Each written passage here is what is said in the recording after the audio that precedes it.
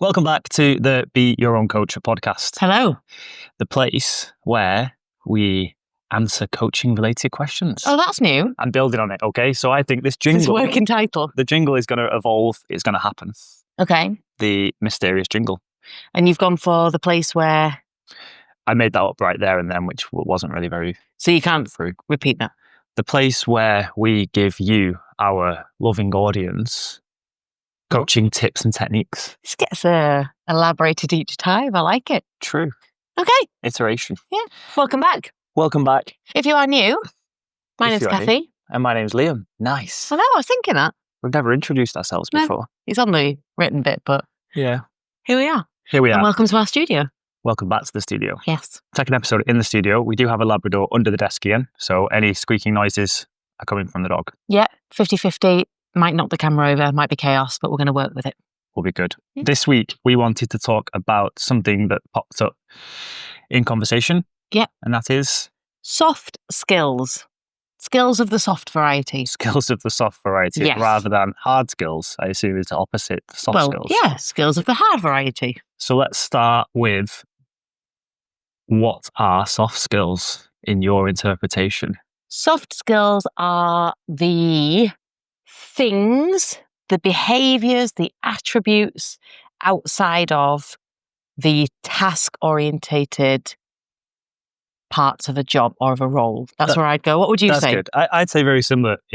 Well, exactly that. It's if you're I think I used this analogy before, that if you are a software developer and your job is to write code, build software. Strange that you've gone to that one as I know an it's analogy. it's something very alien to me. Yeah. The soft skills are the things that aren't that particular role. So they could be, let's use some examples, managing a team. Yep. Leadership, doing things like one-to-ones and how you interact with someone, giving feedback. Yeah. All of the little grains of sand, if you imagine an analogy of the big rocks, are your actual task-orientated Yeah. elements, and then the little bit of sand fill the rest of it to complete the role. I'm going to add on that as well, because I think absolutely it's things like the leadership, the management, the feedback, all of that. I think they are what we see as the top level, but I'd go a level deeper. So Okay. how? So what does it mean to be because you might be a manager who is micromanaging, telling someone exactly what to do. That's not so much soft skills, that's using hard skills within management. Oh, that's really interesting. So I think it's what is the recipe for management? What does good management look like? And what skills, think of it as a diagram coming down. Yeah. What skills, like a tree, what are the roots that you'd need with management being at the top? That's interesting about the micromanagement. I never really thought about that, but you spot on. If you're the kind of person that's like, let's use a software analogy again. Oh, you should do this, and this, and oh no, do that now, do this. You're not really, that's not implementing a soft skill, is No. it? You're just projecting your Hard skills onto somebody else, which is not generally a great outcome. No, and I know we've jumped into it from the off, which I think is really important. But with that, with micromanagement, if we're going to go there straight away, I've got quite a lot of empathy. And I think this is why the soft skill conversation is so important, because a lot of people that end up in management roles or get promoted or whatever that might be, rising through the ranks, they're often promoted because people look at the hard skills and go, you have excelled with the hard skills, therefore pass go and become a manager. Yeah. At no point was there any soft skill implementation, probably even conversations around what that looks like, because now there's probably a team. So how do you communicate with the team? What's the feedback like? How are you as a manager, as a leader? Basically all the soft skills. A lot of the time we see hard skills done well, promote. Yeah. So we miss it out. So for me, when we talk about people micromanaging, if you said what the negatives associated with micromanagement, how it can make people feel. Was it ever a good thing? Not really, no. I think the only time it can be a good thing is in absolute chaos, where you need. Yeah. So, for example, if we use, I'm not going to use a military example because I know It's a bit hard. bad example. But if, for example, we're in a critical issue in the software development world, Yeah. and that is the time when leadership has to step up and set more of an authoritarian of like, let's go through this process to get to the fire. Because if everyone's making decisions on how we should do something, you end up in that carnage, basically. So I think there is a very niche place where answering my own question.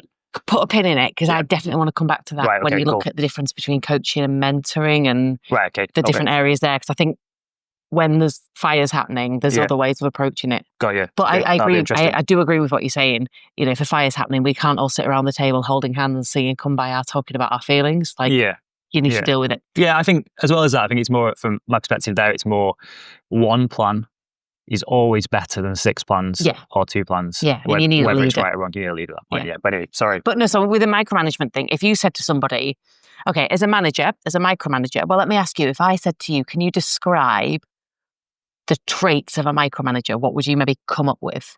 Factually and personality? And again, it's just a generalization. Probably very authoritarian, very specific, academic, no emotion. That's probably where my head went. My head would also add in probably not great listening skills. Oh yeah, it's very much tell. I see you in a case. It's very much tell, not lead, not receive. One track, a bit dictatorship-ish. All of those elements. Now, if you said to someone, "Is that how you want to be as a manager?" I imagine and I hope they'd say, "Absolutely not." So why do people fall into it? Because they've done well. They've been promoted. If we're promoted, naturally, we want to do well. We only know that X plus Y equals Z. That's all we know, because that's all I did. When I was in my role, I did X plus Y and I got Z. I got clap, clap, clap, well done, become a manager. So when my team do a different sum and get Z, I can't guarantee it's going to work because I haven't done it. Yeah, correct. So I'm going to say to them, no, do it this way. Because I want them to do well and I want to do well. Yeah, and I'm going to flip that around and say it's not about doing well. It's about it going the opposite way, because obviously when you become a manager, you are then responsible for you're actually responsible for the failures and not the successes generally. That's how it works in most places. The team are responsible for successes and you're responsible for the failures. So to reduce your risk, you implement what you know, which is exactly what you're saying, which then stifles growth, a one-track mind. But there's 2 tracks of two trains of thoughts that are triggered in my brain. The first is, I think in traditional industries, that's how, so in a tradition, if we go back, I hate saying the phrase go back like 50 years, 100 years, whatever, but if you go back to more traditional, like even manufacturing, for example, where it's process driven, and this is the way we do it in this organization and it doesn't deviate. That kind of management was how it was. Like if you, let's use a very, very basic, logical example, but if you had to stack a product in a certain way, and that's how the business wants it to operate, then you stack it in that way. There's no room for a different way of doing things. Whereas in modern service-based, particularly industries, whether that's legal, recruitment, software development, whatever it is, there is 1,000 ways to deliver the same outcome. And I think we're using almost that traditional management structure to implement something that can be so different. And maybe that's because that's what we maybe saw previously. But again, I think that's a different conversation in itself, because we go back to, I know there's a lot of diagrams and research around careers and jobs, and a lot of the time, you know, back in the day, you went into a job role and that was the job for life. And it was a box, basically, and you followed that box. And and it's totally different now, which brings with it flexibility, growth, opportunity. So, but just to pull back to that, the micromanagement piece, I do have a lot of empathy for people who find themselves micromanaging, because a lot of the time it's done through fear, a fear response of, I cannot guarantee success if you don't do it my way, so do it my way. And we see that kind of panic station, and that can come through and present as being very direct, lack of flexibility, authoritarian, single-minded, kind of a single-track mind, not listening to people. A lot of the time it is because that kind of panic's come up and we've just gone, nope, this is all I'm going for. So I think there's a lot of empathy. This doesn't mean we sit down and go, oh, that's okay, don't worry, you can speak to your team like that, I understand. But coming at it from a position of understanding, and then how do we open and expand those skills, as opposed to don't do that, do it this way. Right. Well, why? Because the threat's still there. And if you said to someone, do something completely differently, but they're terrified of that, they're not going to do it. Yeah. So we have to show them other options and create safety in building management and leadership, so that they feel comfortable to push outside the box and they can handle any repercussions and have those conversations. Yeah. Yeah. And I think Slightly off track, but no, it's bang on. I think it all connects to this soft skill conversation. oh yeah, And I think a lot of this comes from, so if we're looking at a manager leading a team here as an example, a lot of it I think actually comes from a higher level of the organization.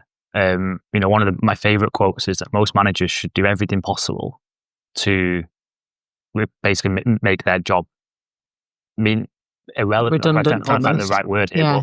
But, they should make, so basically, but then the problem with that is that comes with, that's very anti what's built in for us to protect what we've got rather than release what we've got. The great managers are the ones that you don't notice are there. Yeah. Because they're there to lead and manage their team. Their team should basically power forward. You need them because they're sort of just correcting the course slightly every so often when it's off track. Yeah. But they're not there to kind of, exactly as we said, micromanage and set the path directly in that example. I was at an event a couple of weeks ago, the Women in Recruitment Business one, which was fantastic. And one of the speakers, I cannot remember for the life of me her name, she was fantastic. She got 3 people up to describe leadership, management and team members. Oh, interesting. So I'm going to use your cup. Sorry. I know, do you want to? Yeah. Okay, we'll just pause there. Lovely. Mm-hmm. Still got the sticker on the bottom. So a leader is, I'm trying to think of which way this will be on the camera. That'd be, okay. Front. Which way will the front? It'll be this way, wouldn't it? Yeah, let's do that. A leader is always looking forward. Okay. Business growth, development, opportunities, revenue, what's coming next. Let's go here with this book. Great book, by the way. Team member is always looking backwards. Okay. What went wrong? Because they're protecting. They're fear-driven. All they know is the past. Right. So what's gone wrong? How can I protect myself? How do I do things based off previous experience? What worked well last time? What do I know about the situation? So it's taking all the past experience of the role and building off that. Makes total sense. The manager sits in the middle. If the manager's facing that way, they get stuck in the past, and then that can lead to micromanagement. If the manager's facing this way with the leader, then we're all looking forward, but no one's communicating to the team member. Right, yeah. So a manager should almost act as a bit of a pendulum. They're connecting dots. Yeah. So they should be able to move left and right, taking the vision from the leader, putting it through the filters of the reality from the experience they had as a team member, and thinking, right, how do I communicate this, soft skills, to the team so that they can understand and we can all kind of move together in the right direction, as opposed to the manager moving, the leader moving, and the team just thinking, what the hell's going on? Yeah. And that's when you get that kind of barrier of, well, why aren't they doing what I'm telling them to do? Because they haven't got a clue. Yeah. Because there's no communication. Yeah. It's really interesting. It's a really interesting concept. And I think there's 2 things on that. Is one, we've highlighted 3 different roles there. That could actually be 2 people. Yeah. And it could be that the manager switches between them different roles at different times. The other thing as well I think is really interesting is, and I know there's a lot of controversy around using military style, but I think what you've highlighted there is really exasperated in the military concepts, where if we take a special forces team, then the people on the ground always refer to the free foot world, and that is the world in front of them at the moment.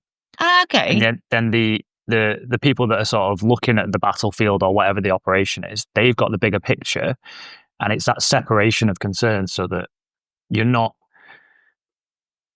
looking at something that isn't relevant to you. Yeah. But there's also got to be a trust then in the whole equation. So the people on the team members, and I've seen this before, where team members are looking at let's say the vision, and they're not connected to it or not in agreement with it. So then by definition, they're looking at the vision and coming up with a new change, which means you've got one leader over here running that direction. You've got this person running that direction. And that is the worst in any organization, is when you've got people running in different directions completely. But I think that's a fascinating example. And it makes total sense. And I was thinking of the SEAL team program. Yeah. When you mentioned about the kind of the military and that idea. what do you think then? So looking at them, because they've obviously got the leaders and they've got the team leaders, we'll call the manager almost in this role. And then you've got the team members, the SEAL team. So coming back to this soft skill idea, what do they have? What do they have between the manager in that situation and the team? What is there that makes it work? Sorry, say that again. So the manager and the team. Yeah, so you've got your SEAL team, let's say, going with the program. And then you've got the main guy. I'm not very good at the names. Right, okay. But the main guy who's giving them the orders and everything. What is there between them? In that example you talk about, there's a conduit, which is the person that is taking the information from the battlefield, looking at upcoming what's around them that they can't see, and then taking the order from the general, let's say, that's not them. So there is still that middle layer that's taking the mission objective, but also looking out for the team down here. And when I'm watching it and they're given an order and they're running into these buildings with guns and all sorts going on, no one questions anything too much. No. Because there's just this huge trust. Yeah, but again, we're back at the fire element there. I think that's where we've got to be careful, because I know this is a really controversial issue, and work isn't war. And I think that's the common thing where, but I think there's some really good analogies to take from it. But obviously, they're always in the fire situation, so they have to. And we are going from they have to have the follow. They have to have the follow orders, not sort of. It's a very much downward trajectory. If you're told to jump, you jump, whereas obviously it doesn't work like that. But still, I think, and yes, we're talking about a Netflix or whatever it is, so it's absolutely not teams, but I think the point I'm trying to get to is there's trust there. Yes. And regardless of the fire of everyday team life, whatever it is, a project or a Trello board, there's trust. Yes. Which comes back to your soft skills. Trust isn't a hard skill. No, it's not, is it? No. Yeah, and that's it. So when you look at leadership, and I was doing this workshop with a couple of teams a couple of months ago, I will ask them straight away, if you are team members, what would you say are the top skills or the top attributes of a leader, of a brilliant leader? What do you think they came back with? Trust is coming back with number one, isn't it, every time? Honesty, trust, fairness. See, is it funny that people expect managers or leaders to have honesty?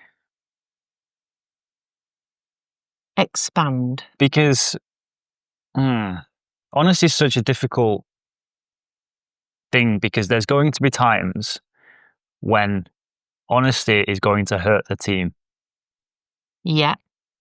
So is this right? Or am I just thinking, I was thinking straight away, trust came in number one, to trust them, but that's different to them being honest. So for example, if the manager had been told, listen, we are in dire straits. Okay, we have got to pull our finger out and we've got to hit whatever to survive. Okay, them situations happen all the time.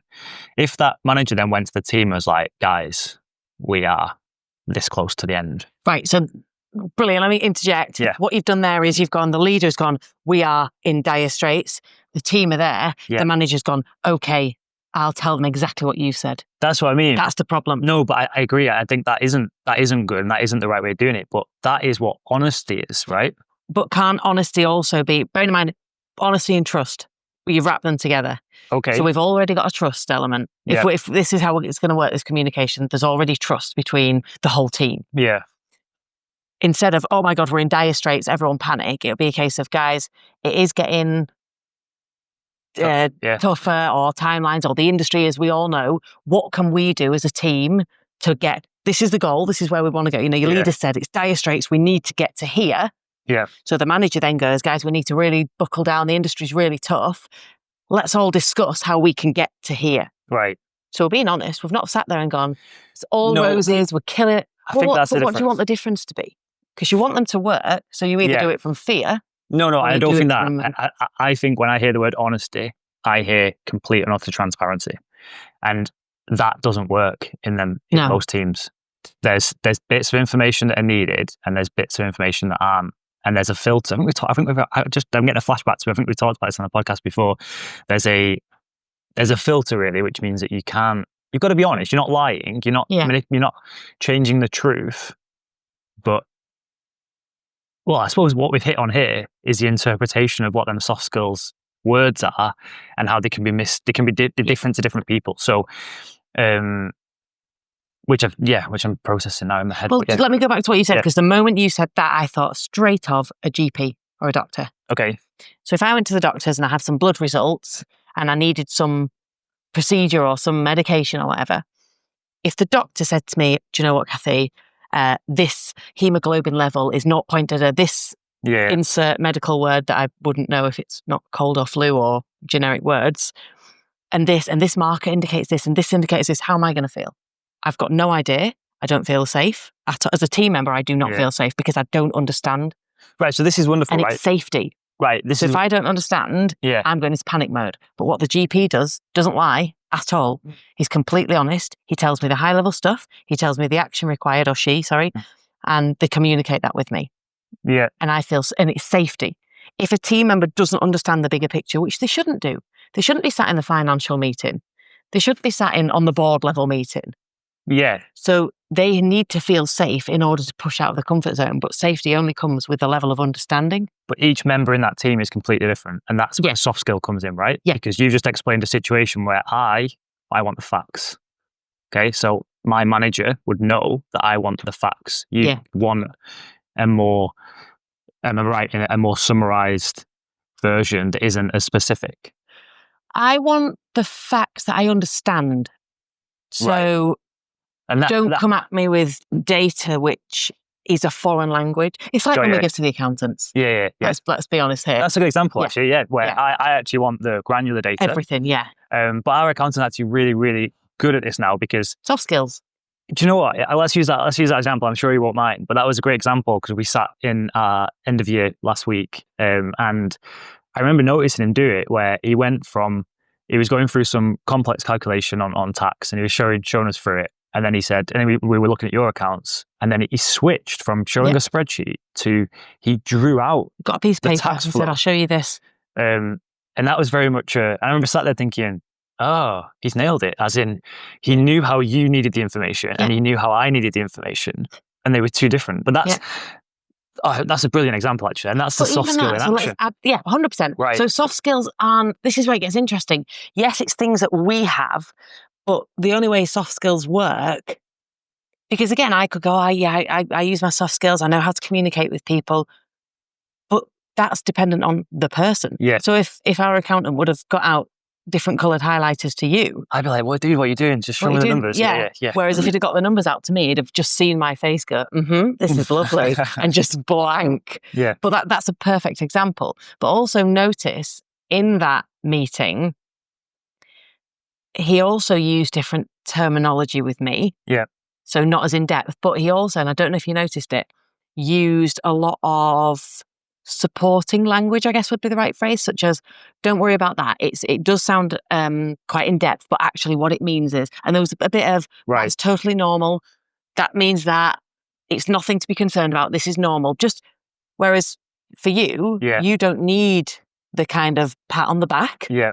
Whereas in that environment, because it does feel more unsafe, quote unquote, for me, because it's not my area of expertise, he was also using those soft skills of reassurance to build trust, whereas you wouldn't need that. No. So what we're saying there is that soft skills are actually intangible, as in they're not you couldn't, because the soft skill in that, let's use that example, the soft skill in delivering that information to you was completely different to the soft skill in delivering that information to me. Yeah.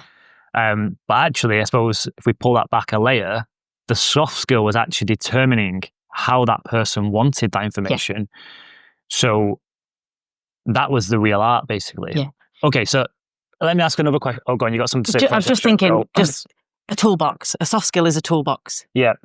You don't know what tool to use until you've got the car part in front of you. Right. And that's what we're talking about. So you wouldn't come in with a spanner and go, right, I'm going to speak to this person using this spanner. Yeah. When actually they need a screwdriver. Good. Great, solid work. Yeah. But yeah, so that's the idea. That's what soft skills are. We want a selection, but we don't go into a meeting with one unless you know the person, unless you know you're going into a specific car part or whatever. Yeah. But yeah, sorry, you're going to ask. No, I was just thinking then, because obviously there's the most probably famous analogy of this is football in one, which is Alex Ferguson was renowned.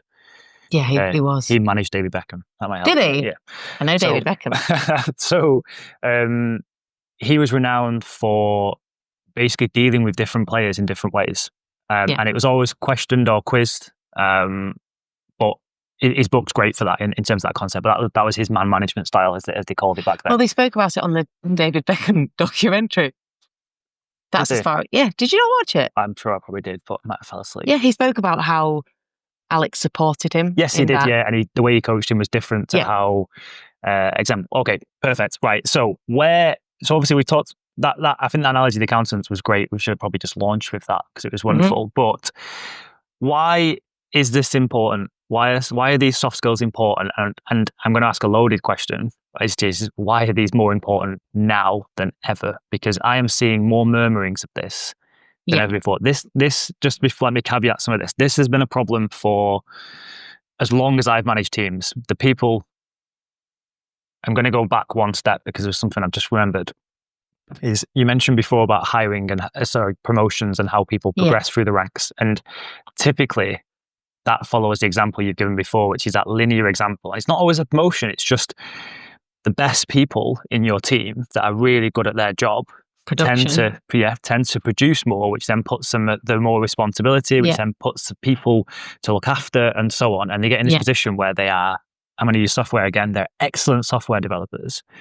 But then they're now looking at 4 people that are looking at them going, what are we doing today? And they're going, well, just do this. Or, because it's been an evolution rather than a decided procedure. Yeah. And I think that is because most organizations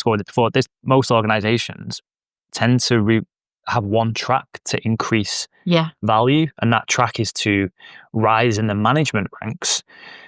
And what I've started seeing more of now is businesses that offer 2 tracks. They offer a track of rising in management, which includes much more of these soft skills, or they rise in expertise rank, in which case they're not given management responsibilities, they're given expertise responsibilities. So they're the person to go to when we have this problem or this conundrum. And that's a really interesting shift that I've seen in businesses, which I think is really valuable for people not getting stuck in the position that they don't want to be in. We're saying here, and I think it's important maybe to caveat this as well, that doesn't mean that if you are wanting to excel, you have to be a manager. You have to take on these people responsibilities. As you're saying, there's lots of different routes. You can become an expert rather. Yeah. And as long as, as I say, I'm seeing more companies offer that progression route, which is really valuable.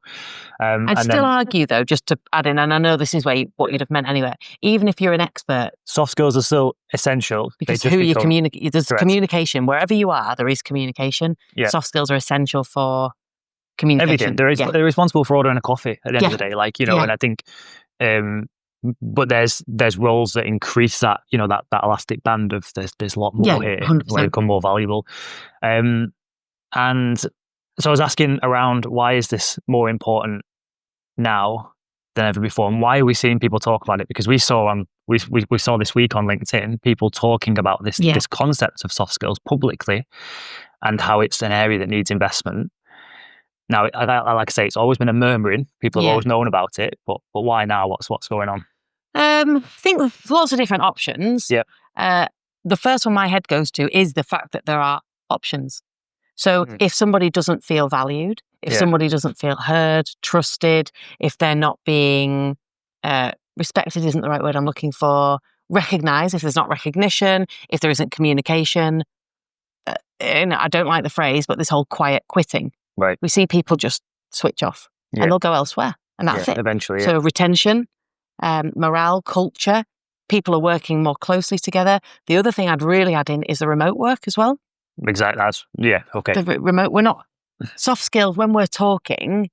We look at the elements of Meridian's elements of personal communication. Yeah. Only 7% of what you pick up on when we're speaking are the words that I'm saying.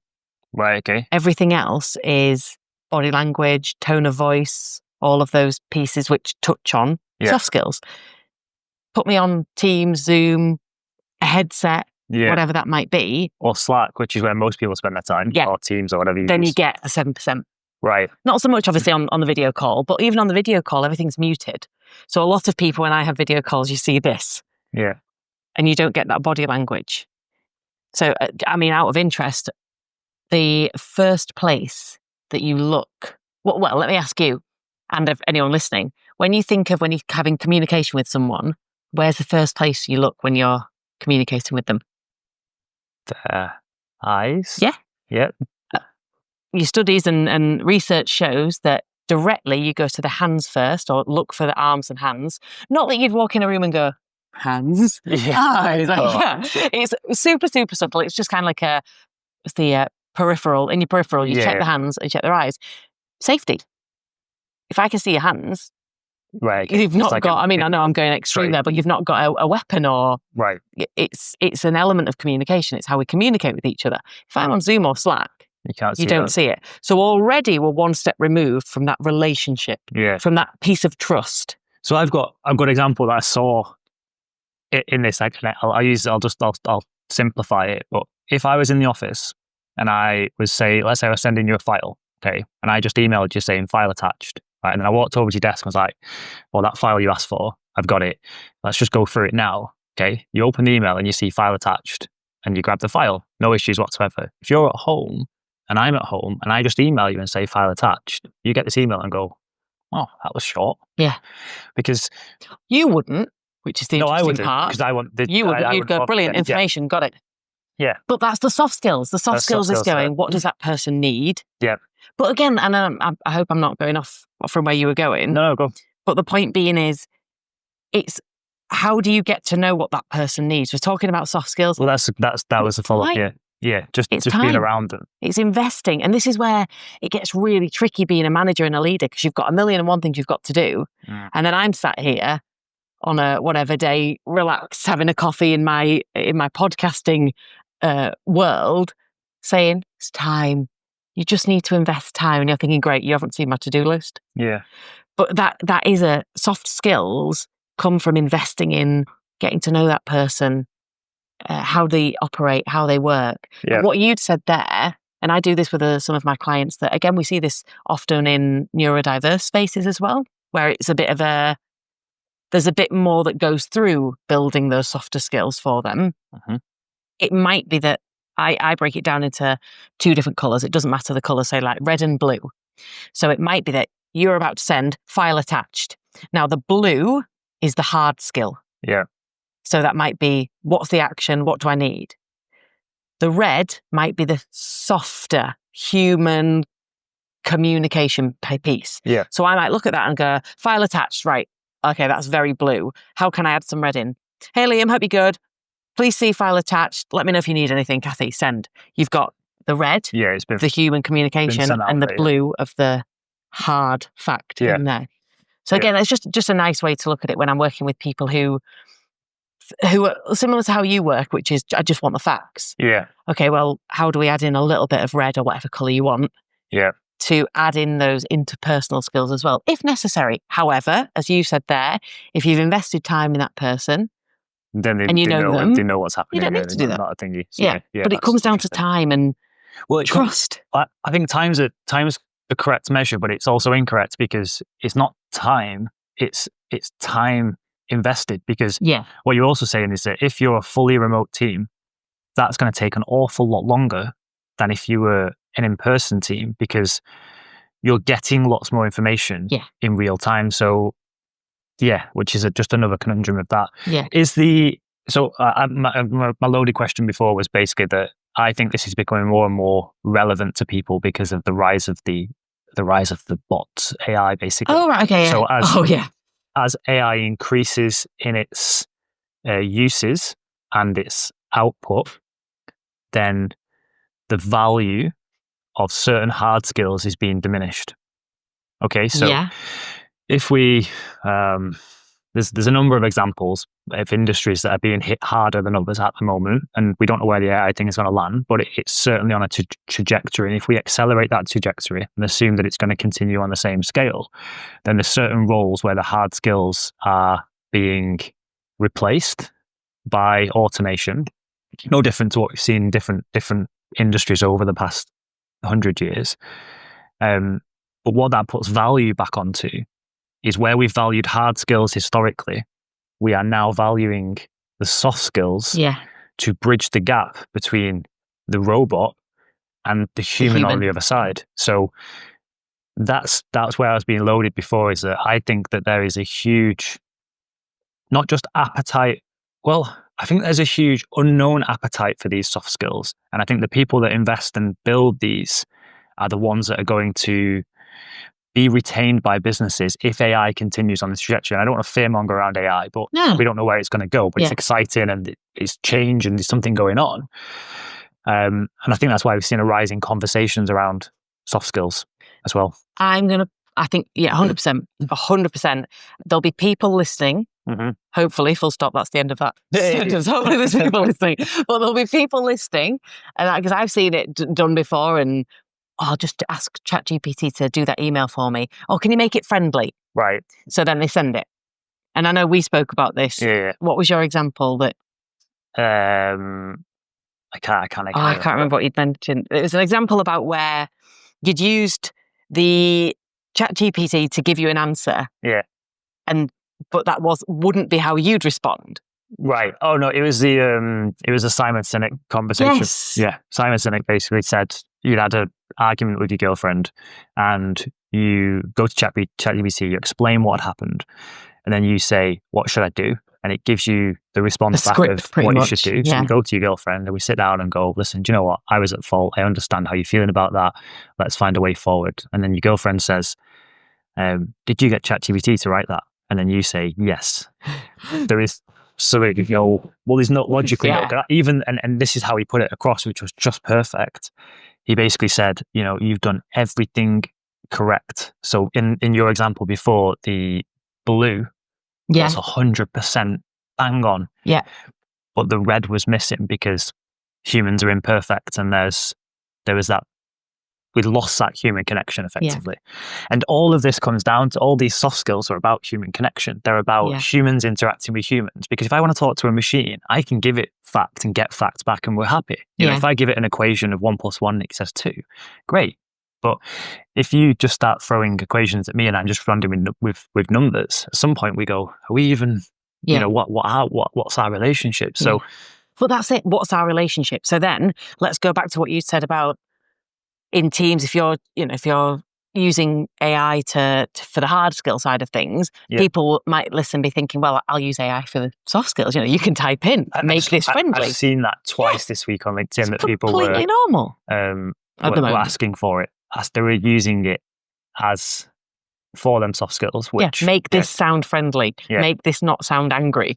Sorry to sidetrack. Did you see the email? There was a picture of an email going around where someone had asked for a day off for whatever reason, and the email respond was something like, hi, no problem, yada yada yada, and then on the next line it said, would you like me to change the style or tone of this?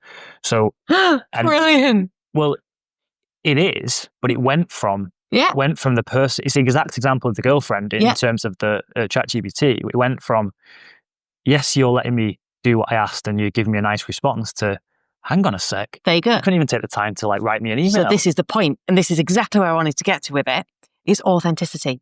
Yes. If you are not being authentic with your team, it will show up. Yeah. So in that instance, okay, I'm just dealing with a client. Okay, but what about when they ring up? And the tone doesn't match? Well, straight away, we have that, they're not like what I had as a perception of them or an image. Yeah. Any years worth of relationship building you've done via ChatGPT messages, gone instantly. Right. And that's trust. And that's safety. Again, we go back to Maslow's hierarchy of needs. What do people need? They need to feel safe. If I'm expecting something and I get something else, that bottom has gone. The trust piece has gone.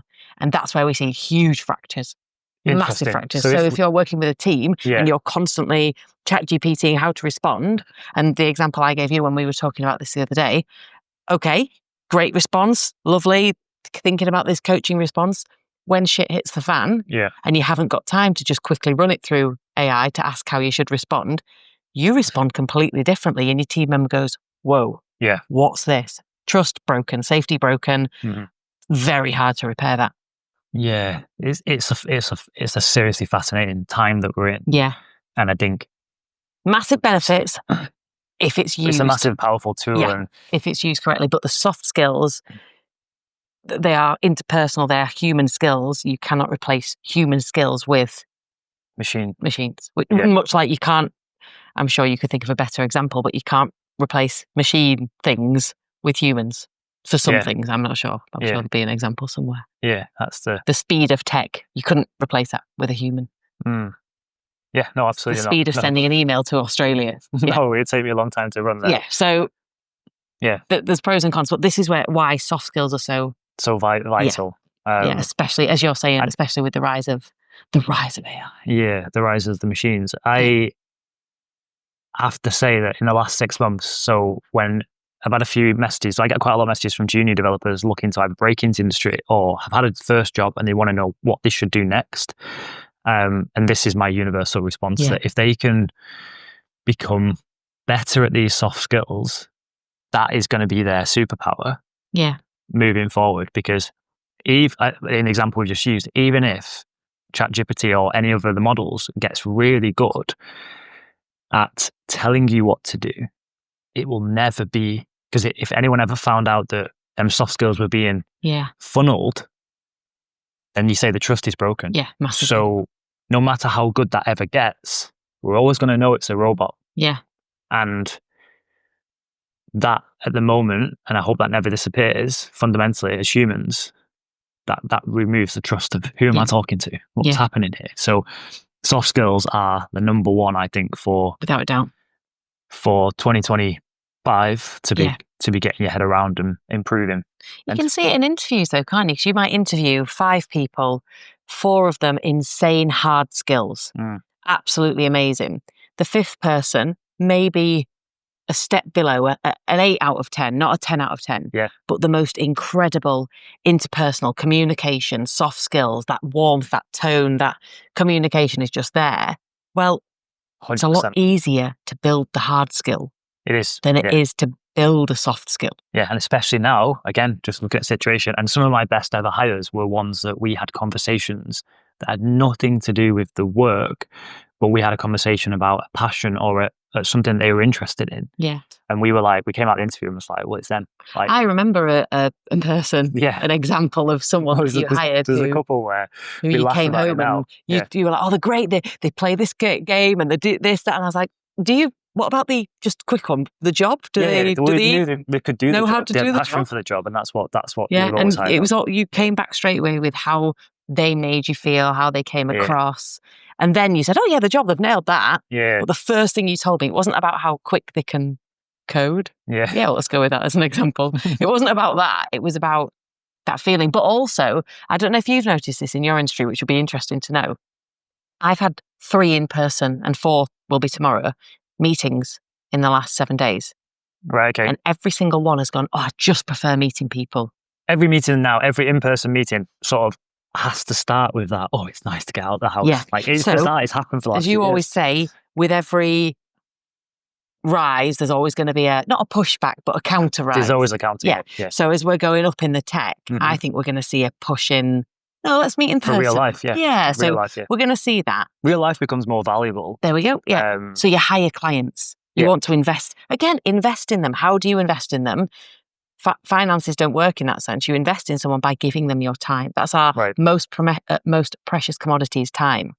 So we can give them all the information. We can give them all of this. But how do we let them know that we really value them? Yeah. Time. Yeah. So what comes with time? Authenticity, speaking, trust, communication, which is your soft skills. Yeah. And then final thing to wrap up is, can you improve your soft skills? Without a doubt. There we go. Without a doubt.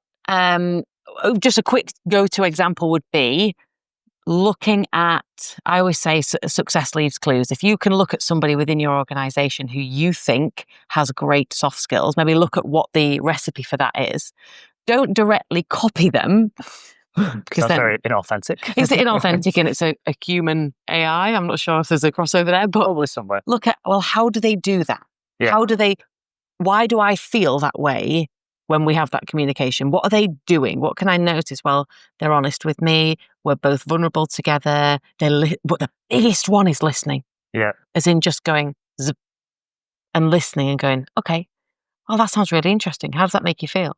It's time investment, but it's listening. Yeah. So just look at, instead of getting the manual of how to, because then that's going to be very prescriptive. Ask ChatGPT how to do it. Exactly, yeah. Let's look at examples in real life. If we're talking about real life soft skills, let's go to real life. Yeah. Where do you see these soft skills being displayed incredibly? What's the recipe? And how do we go, okay, how could I take that and mold that into my communication? Yeah. So it's just looking for the evidence. Perfect. And also the other thing I'd say is the best way to do this is utilize people. Soft skills are, I don't want to say managed or graded, but the only way you would know if you had good soft skills is through interactions with other people. Right. So use other people. If you're part of a team, maybe let's get open and vulnerable. I really want to work on this. What have you noticed? Can you give me any feedback? Any points? Because other people, it's perception, isn't it? Perception is reality. If you think you've got great soft skills, but nobody else does, then you haven't. Yeah. But if the perception is that you've got fantastic soft skills, let's find out how. What do people perceive? What are they noticing? Yeah. Let's have that open, honest conversation. And it can change at the drop. Like, say you had a new member of your team who basically thinks differently to the rest of the team. All of a sudden, your soft skills are going to be tested again because the soft skills are the ability to deliver information to different people. But then let's talk about it. Let's say, okay, what works best for you? How can we no point trying to trial and error. Let's have the conversation. Yeah. Historically, what's worked for you? Yeah. How do you receive information best? Let's just open it. Let's just get vulnerable and build trust and authenticity. Sound as a pound.